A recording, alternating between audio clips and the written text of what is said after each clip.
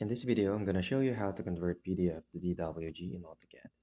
From here on my screen, you can just simply click here the insert, and after clicking on the insert, click here the PDF import and click PDF import. From the PDF import, we can now find the things that we want to import, like for example this one. Just simply going to click the open and wait it to load and click the image, which is the model one, and hit OK. And then you can see on the bottom of your left screen, it will load.